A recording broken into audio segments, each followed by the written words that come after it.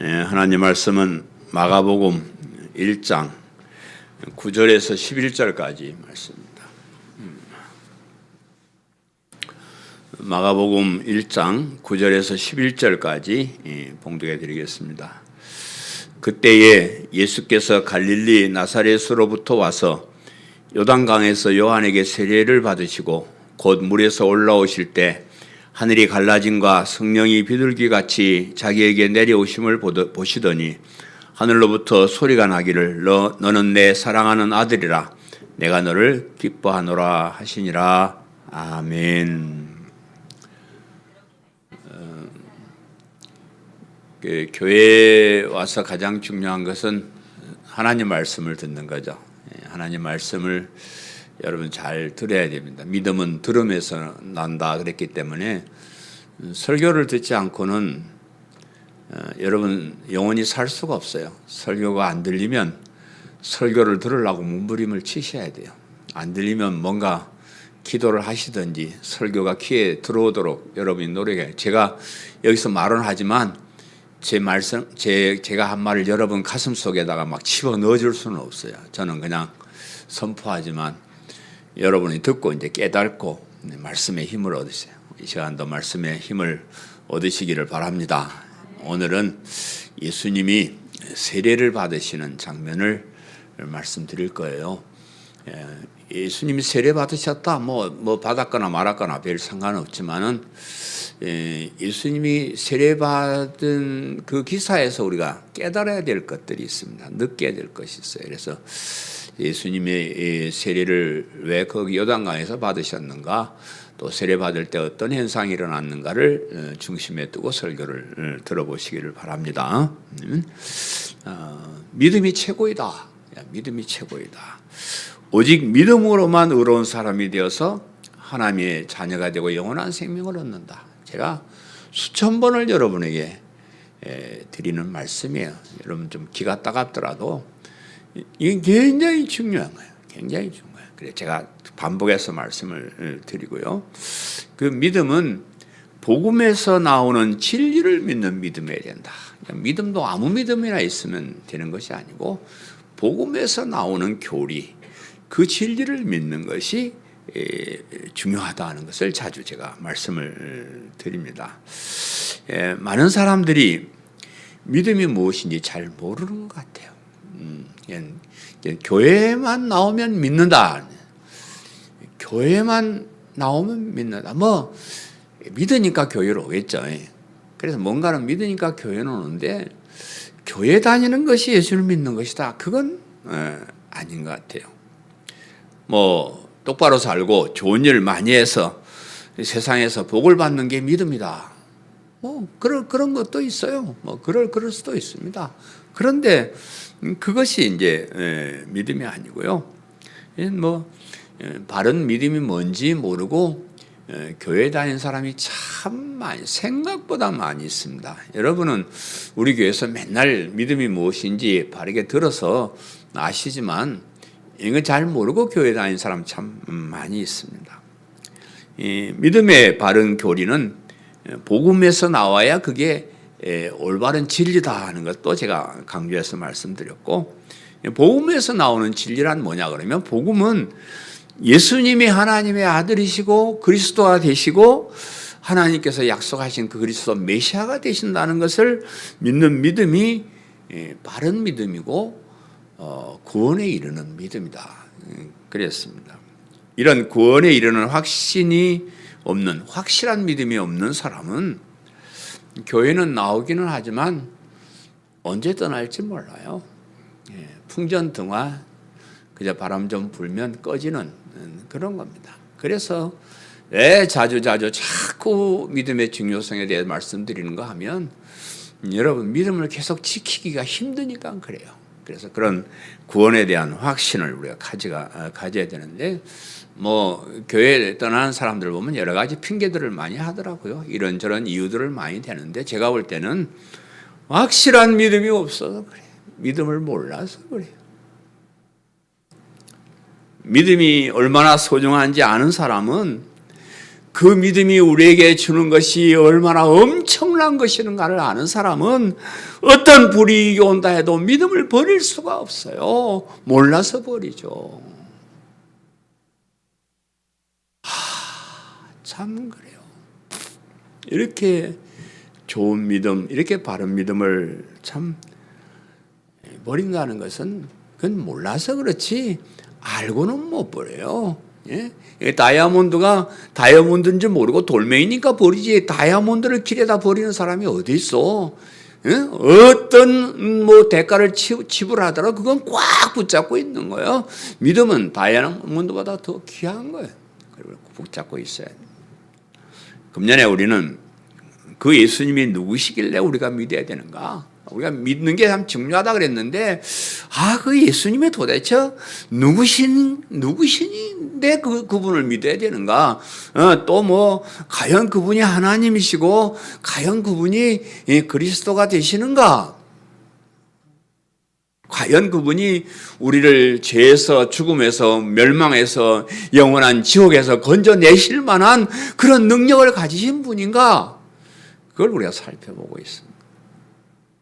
그걸 안다고 해서 되고 모른다고 해서 안 되고 그런 건 아니에요. 몰라도 상관없습니다. 그러나 우리가 믿는 그 예수님이 어떤 분인지를 확실히 아는 것이 우리의 믿음을 지키는 데 더 중요할 것이다. 그렇게 생각해서 우리가 마가복음을 통해서 그 예수님이 어떤 분인가를 우리가 살펴보고 있습니다. 이 마가복음의 제목은 하나님의 아들 예수 그리스도의 복음의 시작이라. 예수 그리스도의 복음의 시작. 금년도 우리 교회 표입니다. 하나님의 아들은 좀 밑에 들어있는데 하나님의 아들 예수 그리스도의 복음의 시작이라. 복음이 예수님부터 시작됐다. 그러면 우리가 믿는 믿음은 복음에서 나온 것이고 그 복음은 하나님의 아들이시며 그리스도가 되시는 예수님에 관한 말씀이 예수님으로부터 시작된 그 말씀이 복음이다.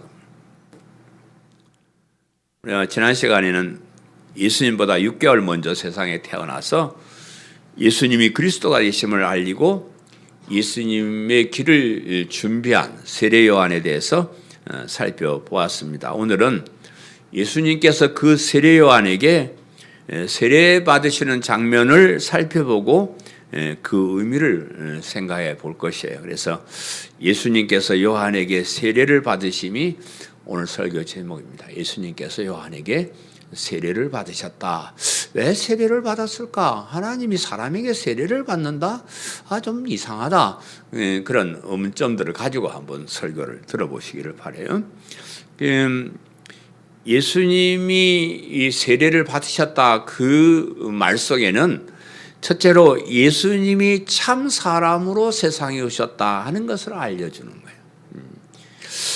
오늘 본문 9절 말씀에 그때에 예수께서 갈릴리 나사렛으로부터 와서 요단강에서 요한에게 세례를 받으시고 그랬습니다. 성경에 우리가 교리를 배울 때 예수님이 어떤 분이냐라고 할 때 예수님은 참 사람이면서 참 하나님이시다 이렇게 배웁니다. 예수님이 사람이다 이러면 안 되고요. 예수님이 하나님이다 이러면 안 돼요.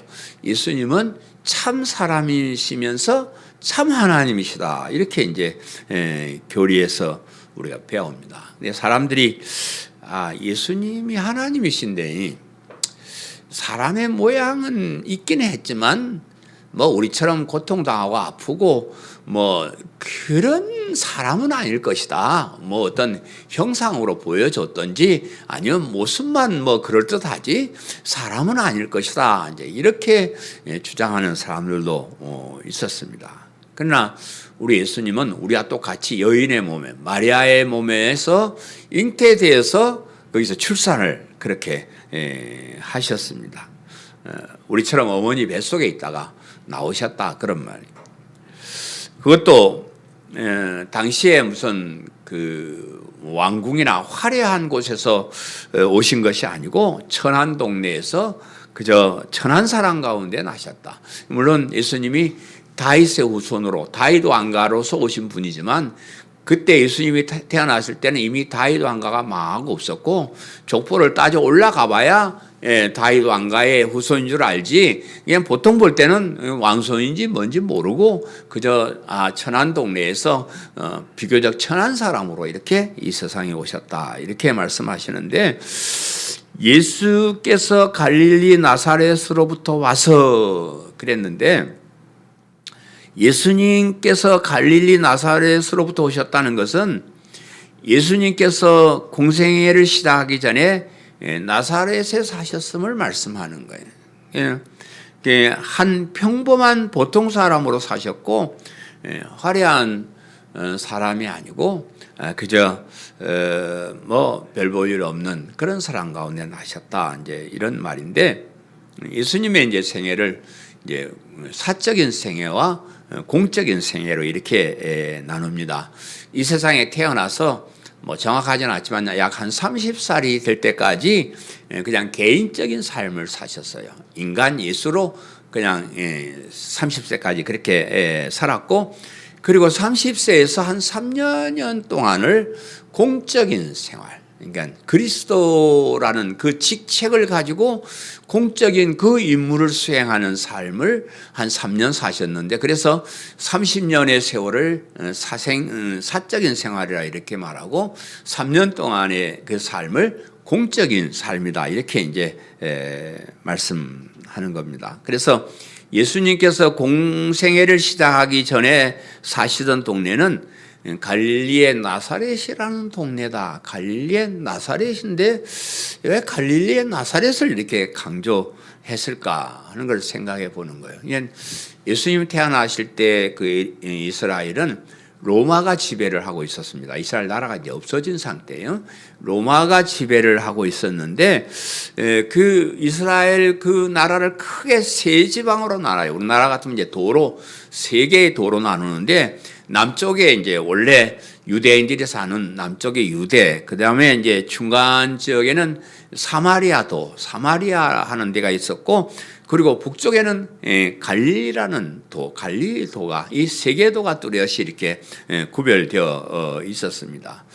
중간에 있는 이 사마리아는 그 외국 사람들이, 이방인들이 거기 막 들어와 가지고 혼혈을 이루고 살았어요. 그래서 그 유대 땅 예루살렘 쪽에 있는, 남쪽에 있는 사람들은 그 사마리아 사람은 유대인으로 취급하지 않았어요.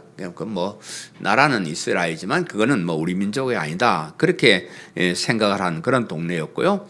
이제 북쪽의 갈릴리는, 그러니까 사마리아를 지나서 북쪽에 있는 그 갈릴리도 천한 사람이 사는 동네다, 이렇게 말해요.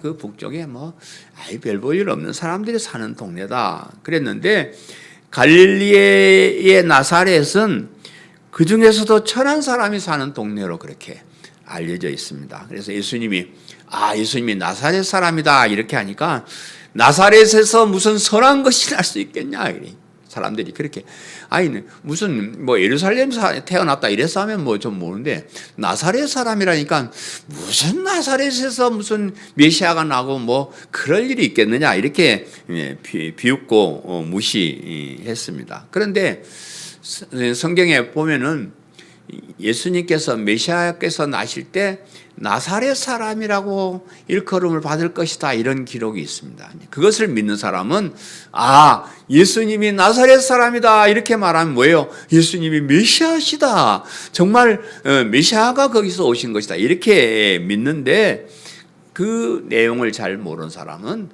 뭐 나사렛 그까지인가, 거기서 무슨 선한 것이 나으래, 천하게 그렇게 여겼다 그랬습니다. 그래서 우리가 여기서 기억할 것은, 예수님께서 사람으로 오셨다. 30년 동안을 참 별 볼 일 없는 천한 사람으로 그렇게 이 세상을 사셨다. 그래서 예수님은 참 사람이셨다 하는 것을 우리가 생각해 보는 겁니다. 그리고 예수님의 이제 아버지는 목수로 알려졌는데, 예수님이 뭘 하셨다는 기록은 없지만은 아마도 목수의 아들이니까 뭐 했겠어요? 예수님도 목수로서 그런 삶을 사셨을 것이다, 그렇게 생각을 합니다.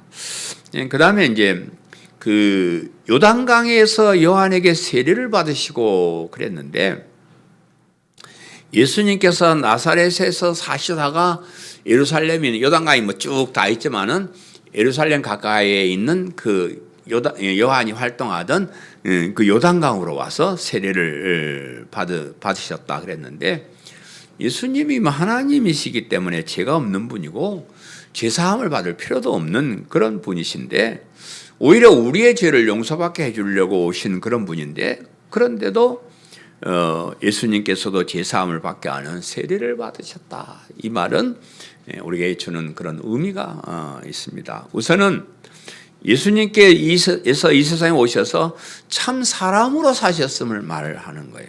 모든 인간은 죄가 있고 죄사함을 받아야 할 필요가 있음을 말씀하고 있습니다. 예수님 같은 분도 사람의 몸을 입었기 때문에 죄사함을 받아야 되고 또 세례를 받아야 된다. 이렇게 말하면 우리 인간은 말할 것도 없죠. 우리들은 뭐 흉악한 죄악 가운데 사는 것이고, 우리에게 필요한 것은 죄사함을 받는 것이 필요하고 죄사함을 위한 세례를 받는 것이 중요하다 그랬습니다. 그래서 제가 자주 말씀드리지만 우리의 신앙의 시작은 내가 죄인이라는 것을 확실하게 깨닫는 데서 시작을 해요. 그것이 깨달아지지 않고 교회 다니는 사람은 참 신앙생활하기 어렵습니다. 바른 진리를 받아들이기 어렵습니다.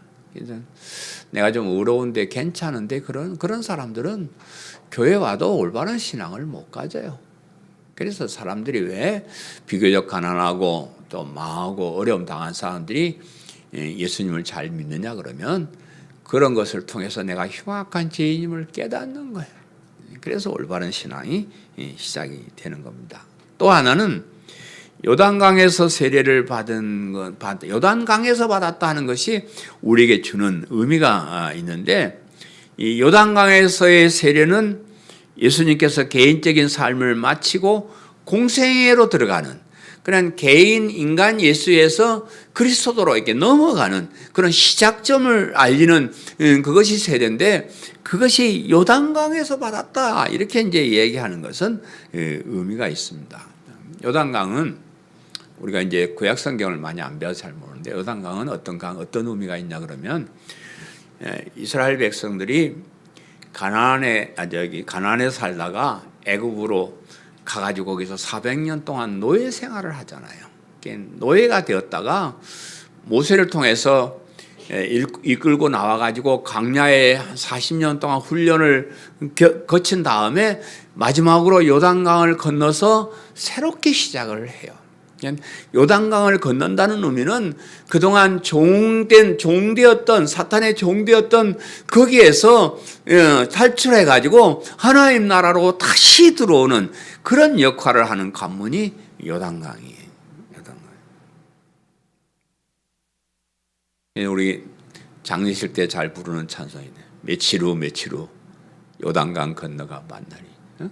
며칠 후 요단강 건너. 그게 무슨 의미냐 그러면, 이 세상의 삶을 마치고 요단강을 건너서 하나님 나라로 들어간다는 거예요. 그래서 요단강이라는 것은 그런 관문의 의미가 있습니다. 이해가 되시겠죠? 예수님이 사적인 삶을 마치고 하나님 나라에 들어가서 하나님 나라 백성들을 위해서 일하기 시작하는 그런 관문이 요단강이다. 우리가 생각해 봐야 될 것은, 애굽에서 노예로 살다가 탈출한 이스라엘 백성들이 광야에서 40년 동안 훈련을 받았어요. 그 애굽에서 가나안 땅까지는 뭐 3일에서 일주일간에만 그러면 갈 수 있는 그런 거리라 그래요. 근데 그 거리를 40년 동안을 뺑뺑뺑뺑 돌려요. 하나님이 뺑뺑뺑뺑 그렇게 돌리는데, 왜 거기서 바로 가나안 땅으로 데려가지 않고 그 광야에서 40년 동안을 허비하느냐 그러면, 이스라엘 나라 사람들이 하나님 백성이면서 애굽에서 살면서 노예로 살면서 노예 근성을 가지고 있는, 아니 하나님의 자녀로 자유인으로 이렇게 살아야 되는데 노예 때 그 받았던 그런 것이 근성이 돼가지고 이게 바뀌지 않는 한 가나안 땅에 들어가도 하나님 나라에서 사는 게 아니에요. 그냥 노예처럼 사는 거죠. 그래서 그 노예 근성을 버리기 하기 위해서 40년 동안을 훈련을 시켰습니다. 또 애굽에는 온갖 잡신들이 있는 동네예요. 그래서 그 온갖 잡신을 섬기던 그런 사람들의 그런 마음을 가지고 하나님 나라에 들어가면 안 됩니다.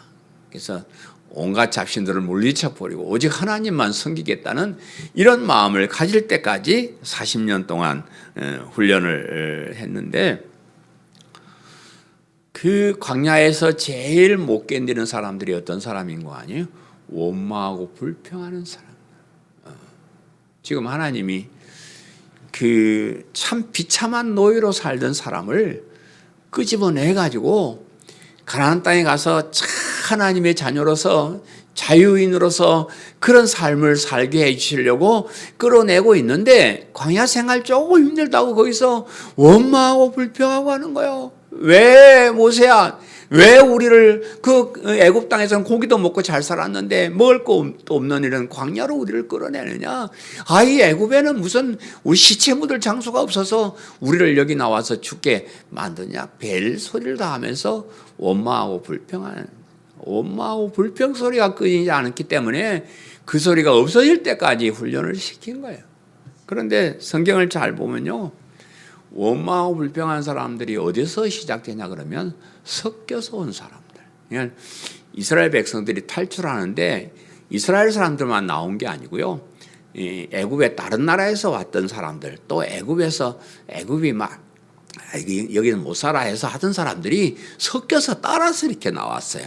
근데 섞여서 따라 나온 사람들이 하나님을 잘 모르니까 그냥 원망하고 불평하고 그러는 거예요. 그러면 하나님의 백성들은 그 사람들이 원망 불평할 때 이씨 조용히 해, 하나님도 모르는 것들이 까불고 있어, 이래버리면 될 거 아니에요. 근데 보니까 같이 원망하고 불평해. 예?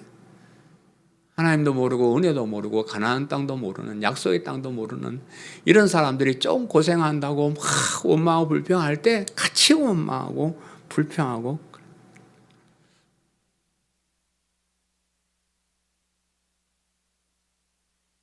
그런 마음 가지고는 하나님 나라에 들어가도 별 볼 일 없습니다. 그래서 거기서 훈련을 시켰는데요, 사실은 그 애굽에서 나올 때 20살이 넘는 사람들은 광야에서 다 죽었어요. 그런 근성이 심해가지고 거기서 나온 사람 다 죽고, 그저 새롭게 태어난 젊은 사람들이 그런 근성을 버리고 가나안 땅으로 들어가게 되는 겁니다. 또 그 우상 숭배를 하는 마음 그대로 둬서는 안 되잖아요. 철저하게 우상을 버리고 그래요. 아론도 모세가 시내산에 안 내려오니까 금송아지를 만들어 가지고 그것이 너희를 애굽에서 탈출하게 된 하나님이다 있다 이 소리 했다고 그렇잖아요. 근성이 그 애굽에서 살던 그 근성이 없어지지 않아서 그렇습니다. 그래서 이런 노예 근성을 버리고 스스로 생각하고 책임감 있게 살고 자신의 삶을 스스로 개척하면서 살게 하려고 그랬어요. 그래서 하나님의 백성으로 자부심을 가지고 살게 하고 하나님 따라 뜻을 따라 열심히 살게 하도록 그렇게 훈련을 하는 겁니다. 하나님도 사랑하고 이웃도 사랑하고 섬기는 삶을 살도록 하나님 나라인 가나안 땅에 들어가기 전에 광야에서 훈련을 받아야 됐다. 그래서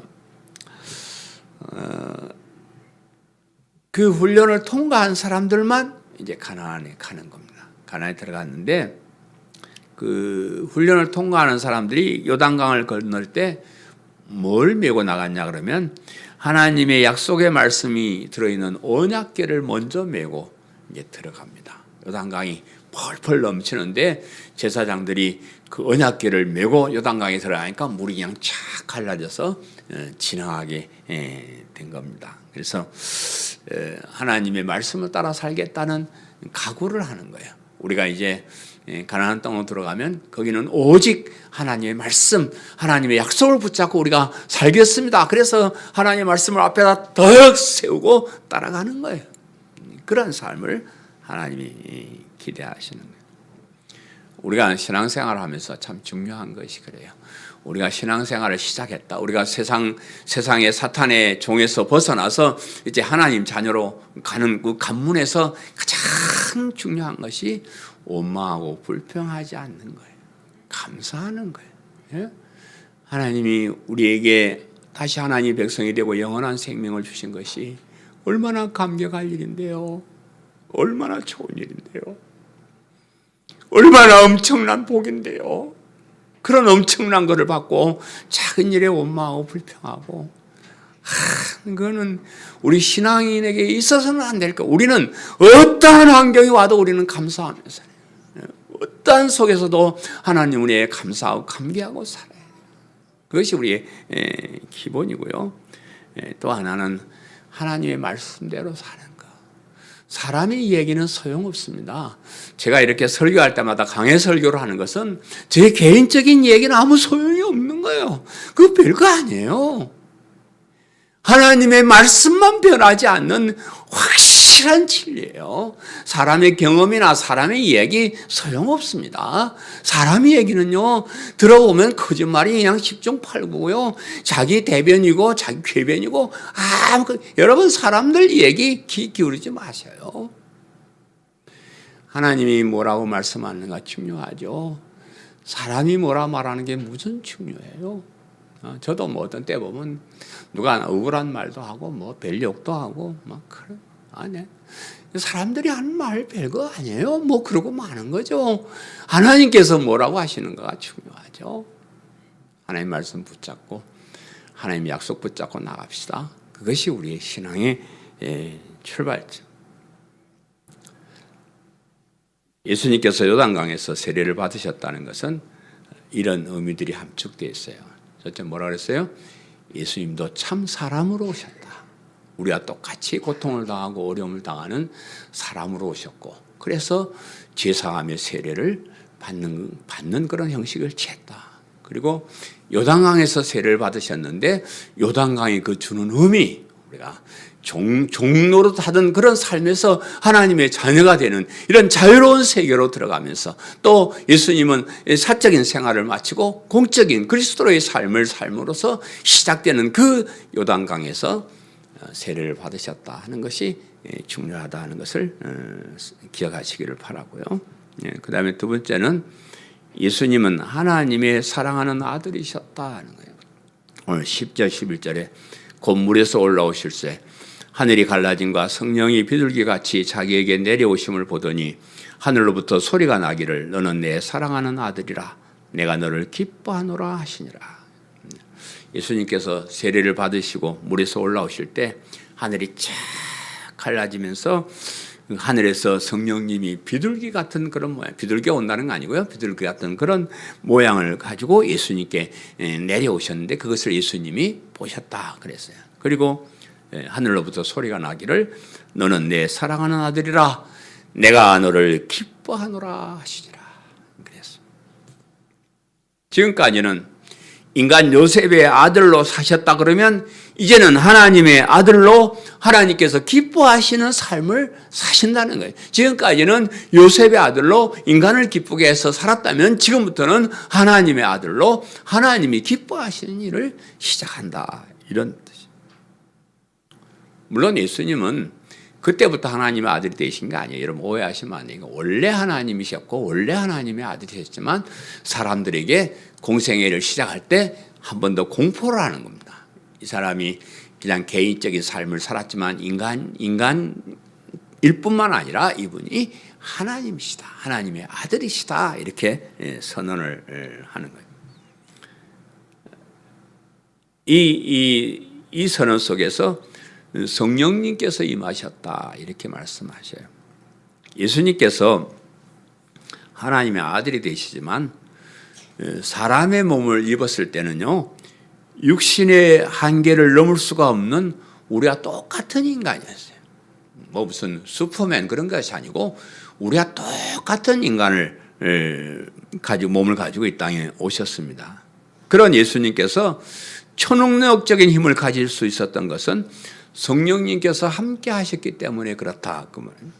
성령님께서 임하셨을 때 예수님은 사람의 몸을 입으셨지만 하나님으로서의 초능력을 행하실 수가 있었다. 이렇게 이제 보는 겁니다.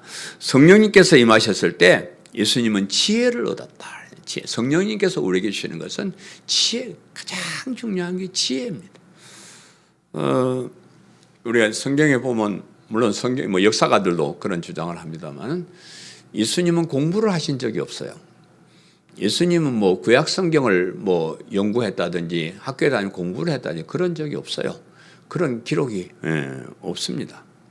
그런데 예수님께서 공생애를 시작하고 성전에 들어가서 말씀하실 때에 와, 이 사람이 도대체 저 갈릴리촌에서 목수나 하고 아무것도 배운 적이 없는 이런 사람이 어떻게 이렇게 귀한 말씀을 기가 막히게 하느냐 사람들이 놀랄 정도예요.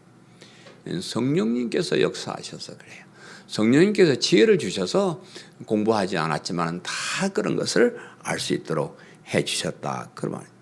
성령님께서 임하셨을 때 우리가 앞으로 배우겠지만 예수님이 귀신도 쫓아내고 불치병도 고치고 그럽니다. 또 자연을 다스리는 그런 능력을 행할 수가 있었습니다. 성령님께서 임하셨을 때 예수님께서 그리스도로의 맡은 사명을 감당할 수가 있었다. 이렇게 이제 성경이 기록하고 있습니다. 우리가 신앙생활하는 것도 마찬가지예요. 성령님께서 임하여 계시는가, 나 혼자 힘으로 인간적인 생각으로 신앙생활하는가 천지차이. 우리 교회는 좀 약점이 기도회를 많이 안 해요. 올해는 기도회를 좀 해야 되는 거예요. 우리가 기도회를 하면서 성령 충만을 체험하고 그렇게 해야 우리가 좀 능력도 나오고 하는데 그냥 맨날 그냥 설교만 듣고 맹숭맹숭하니까 그래요. 교회에 다니는 사람이 다 같은 것 같지만은 여러분 교회 다니는 사람 중에 알곡이 있고 가라지가 있고 그래요. 알곡은 하나님의 선택을 받은 사람. 하나님의 선택을 받은 사람은 성령님께서 분명하게 그 사람에게 임하시는 거예요. 성령님께서 임하셔서 진리를 깨닫게 하고 지혜를 주시고 믿음을 알게 하시고 믿음을 고백할 수 있게 해주시는 거 다 성령님께서 해주시는 거예요. 성령님께서 우리의 귀를 열어주시는 거예요. 들을 귀를 주시는 거예요. 우리 개인적인 여러분 예배 드리고 설교 듣고 할 때 기도하셔요. 성령님이 역사하지 않으면 하나님 말씀 들을 수 없습니다. 그냥 한 귀로 듣고 한 귀로 흘리고 여러분 가슴에 와닿지 않습니다. 기도하셔야 돼요. 부흥회 같은 데 가면 부흥사가 별 뻘소리를 하는데도 그냥 얼마나 은혜를 받는지 그것은 기도로 준비가 되어 있고 성령님께서 역사하시기 때문에 그래요. 우리는 그런 준비를 많이 하지 못해서 그러는데 그냥 인간의 머리로만 내 생각으로만 세상의 지식으로만 교회 다니는 사람 참 힘든 사람이에요. 참 요즘 교회 다니는 게 참 힘들다 진짜 고역이 힘든데 왜 힘드냐 그러면 성령님께서 역사하지 않아서 그래요. 맹숭맹숭 지 머리로 그냥 지 생각으로 다니니까 교회 다니기 힘들고 신앙생활하기 힘들어요. 그럴 때 여러분 기도하셔요. 성령님 저한테 와 계시는 줄 아는데요. 성령님 강하게 좀 역사 좀 해주세요. 강하게 역사 좀 해주세요. 세상 사람들의 말에 기르지 않고 하나님 말씀이 생각나고 진리가 생각나고 하나님의 은혜를 깨닫게 하고 내 가슴이 좀 뜨거워지도록 성령님이 역사해 주옵소서. 그래 기도해요. 그래 기도해도 안 되는 사람은 안 돼요. 왜냐하면 선택 못 받은 사람은 허당이요. 제가 볼 때 우리 교회 와 계시는 분들은 하나님의 선택을 받으신 줄 저는 확신합니다. 이런 곤란한 가운데, 이 어려운 가운데 끝까지 이렇게 남아있어요. 여러분 하나님께서 여러분을 선택하셔서 성령님께서 여러분 마음속에서 역사하신 줄 믿습니다. 아멘. 하나님의 아들이심이 선포되었습니다. 세례를 받고 올라오실 때 하늘에서 소리가 나기를 너는 내 사랑하는 아들이라 그랬습니다. 예수님이 하나님의 아들 되심을 선포하는 그런 순간, 아까 말씀드린 대로 원래 하나님이셨지만 다시 한번 이렇게 선포하는 그런 과정이고요.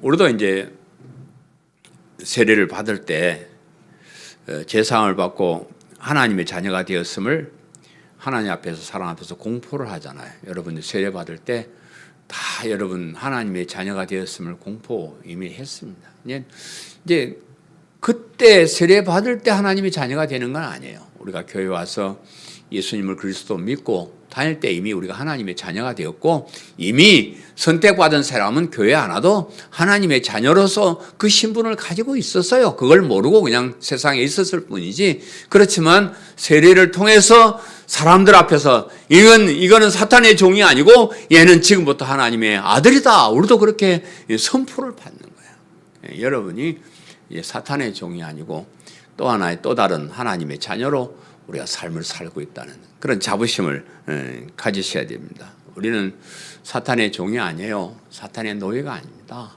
하나님의 자녀입니다. 우리는 교회에 있어야 됩니다. 하나님의 자녀는 구별되게 있어야 돼요. 세상에 또 가면 안 돼요. 다시 사탄의 종이 되는 거예요. 그리고 하나님께서 기뻐하시는 일을 시작하셨다. 예수님께서 세례를 받으신 후에 하늘의 소리가 나기를 내가 너를 기뻐하노라. 내가 너를 기뻐한다. 예수님께서 그리스도로서의 공적인 직무를 수행하는 것이 무엇을 뜻하는지 하나님은 알고 계셨어요. 하나님 그거 모르시겠어요? 그리스도가 되면 이제 뭘 해야 될지 하나님은 알고 있어요. 예수님이 그리스도로서 이제 고난을 당하고 조롱을 당하고 십자가의 처형을 당하는 것이 그리스도의 직무라는 것을 하나님은 알고 계셨다 그 말이에요. 여러분, 우주 만물을 창조하시고 우주 만물을 다스리시는 우주 만물의 주인이신 하나님이 되시는 그 예수님이, 그 엄청난 분이 피조물인 하자는 인간에게 조롱을 당하고 고난을 당하고 비참한 죽임을 당하는 일이 얼마나 창피스러운 일인지 아버지 하나님 알고 계셨다는 거예요. 그런 일이 뭐가 좋다고 하나님이 기뻐하시는지 이해가 잘 안 됩니다. 자기 아들이 세상에 와서 참 벌레마도 못한 인간들에게 조롱을 당하고 침뱉음을 당하고 채찍에 맞고 잡혀가지고 십자가에 고통을 당해야 되는데 그걸 뭐 기뻐할 일이요. 그런데 하나님이 기뻐하신다. 저는 우리 아들이 목사가 되는 일을 많이 반대한 사람이에요. 도시락 싸들고 다니면서 말이에요. 목사가 되면 겪어야 될 고통을 제가 너무 잘 알기 때문에 그래요. 요즘 옛날과 달라서 목사도 외형적으로 화려하고 사는 것도 잘 살고, 그런데 참 목사로서의 삶은 우리 교회 청년들이 나 목사 되겠다 나설까 봐 걱정이요. 좋은 길 가는데 못 가게 할 수도 없고. 확실하게 해라. 사명감이 없으면 못 가는 길이고 눈물 없이는 못 가는 길. 내가 어디 가서 목사가 갑이 아니고 의립되다 그랬더니 아이고 목사님 얼마나 돼도 좋겠어. 병이요. 병이요.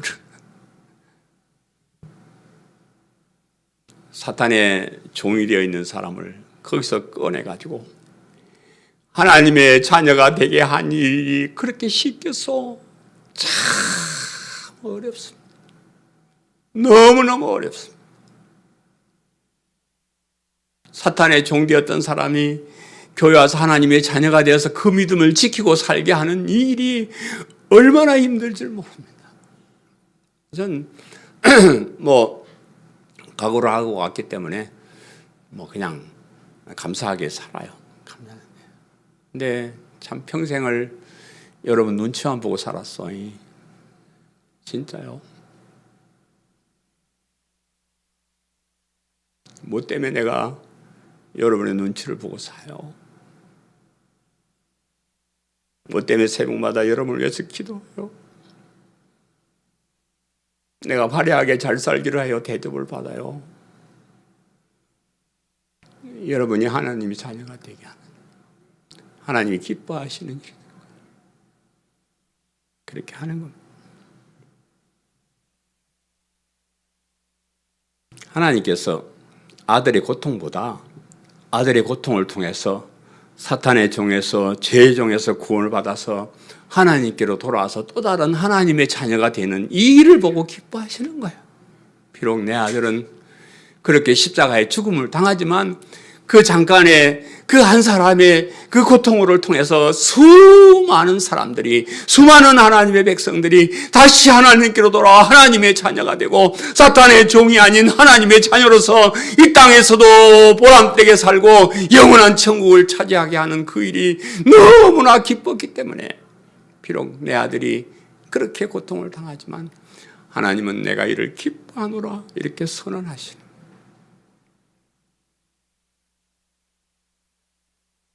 예수님의 제자들이나 수많은 목회자가 그 고난의 길을 뒤따라 갔습니다. 고난을 통해서 받게 되는 축복이 얼마나 엄청난 것인지 알았기 때문에 그렇습니다. 자신의 고난을 통해서 수많은 사람들이 복음을 듣고 예수를 믿고 하나님의 자녀가 되는 그 일이 너무 보람된 일이기 때문에 나는 비록 죽더라도, 나는 비록 고난을 당하더라도 나를 통해서 하나님께로 돌아오는 그 많은 사람들, 그것을 생각하면서 기뻐하면서 그 길을 갔습니다.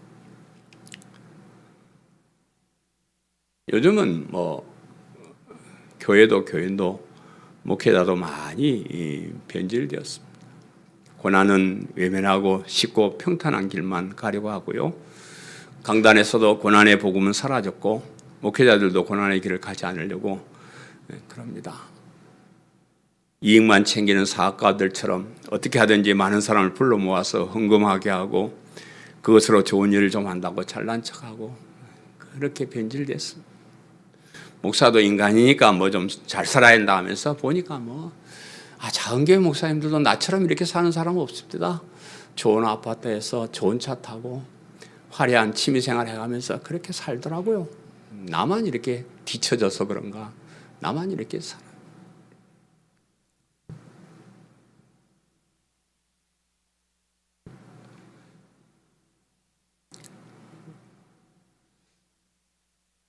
하나님께서 기뻐하시는 일 안정에도 없습니다.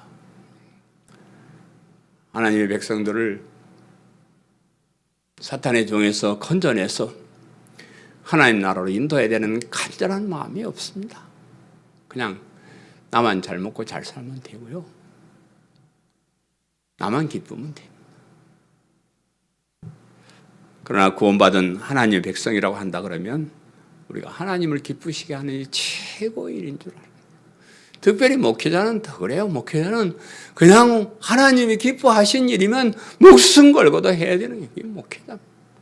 하나님이 뭘 기뻐하시느냐? 하나님이 뭘 가장 좋아하시느냐? 사탄의 종이 되었던 하나님의 백성들이 복음을 듣고 하나님께로 돌아와서 천국 백성이 되고 영원한 생명을 얻는 이것이 하나님이 가장 기뻐하시는 일이에요. 네? 그 일을 위해서 최선을 다해야 돼요.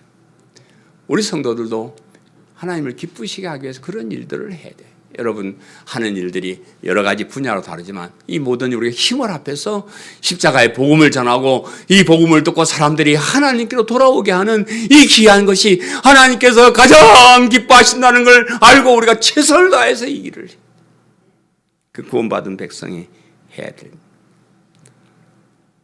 우리 교회는 그 구원의 복음을 선포하는 일을 최고로 생각하는 교회입니다. 최고로 생각하는 그런 교회.